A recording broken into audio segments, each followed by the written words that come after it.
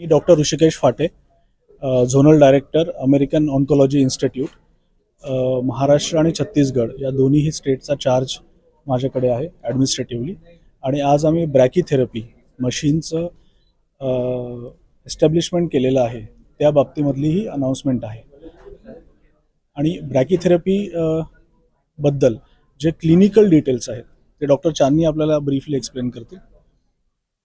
मैं डॉक्टर चांद आप आगे आ जाइए। एक मिनट।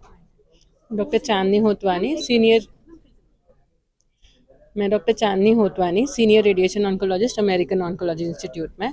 हम लोग जो एक्सटर्नल बीम रेडियोथेरेपी से तो आज तक ट्रीट कर ही रहे हैं आईओआई में पेशेंट्स। एडिशनली जो ब्रेकीथेरेपी जो कुछ कैंसर्स में एडिशनल बेनिफिट करता है, मतलब एक्सटर्नल बीम के बाद भी देने की ज़रूरत पड़ती है, वो चीज़ हम ऐड कर रहे हैं। तो इंटरनल रेडिएशन मतलब जो भी एप्लीकेटर अंदर ट्यूमर के अराउंड डाल के जब रेडिएशन डिलीवर होता है उसको ब्रेकीथेरेपी बोलते हैं। इससे हमको फ़ायदा ये होता है कि ट्यूमर को ज़्यादा से ज़्यादा डोज देते हुए जितना ज़रूरी है और आसपास के ऑर्गन्स को बचाते हुए ये हम पॉसिबल कर सकते हैं। इसके लिए कई बारी पेशेंट्स को एनेस्थेशिया के अंदर वो एप्लीकेटर डाला जाता है और उसके बाद ट्रीटमेंट करके फिर एप्लीकेटर रिमूव करके पेशेंट को सेम डे पे डिस्चार्ज भी पॉसिबल होता है।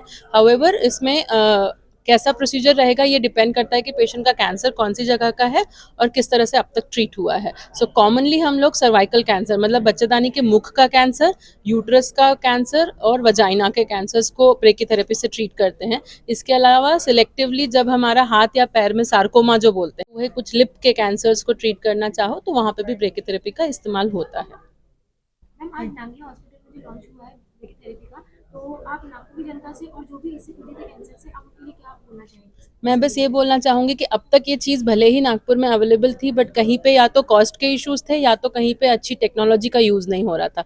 हमारे पास ये दोनों चीज़ें कंबाइन हो पाएंगी क्योंकि हम इसको जब सीटी बेस्ड प्लानिंग करते हैं तो हम ज़्यादा एक्यूरेटली टिश्यूज़ को बचा पाएंगे and at the same time cost की वजह से हम अगर इसको अफोर्डेबल रेट पे दे पाएँ तो पेशेंट्स को यहाँ वहाँ जाने की ज़रूरत नहीं पड़ेगी और एट द सेम टाइम एक अच्छा अफोर्डेबल और एक्यूरेट ट्रीटमेंट से उनको कम साइड इफ़ेक्ट्स रखते हुए अच्छा ट्यूमर कंट्रोल दे पाएंगे।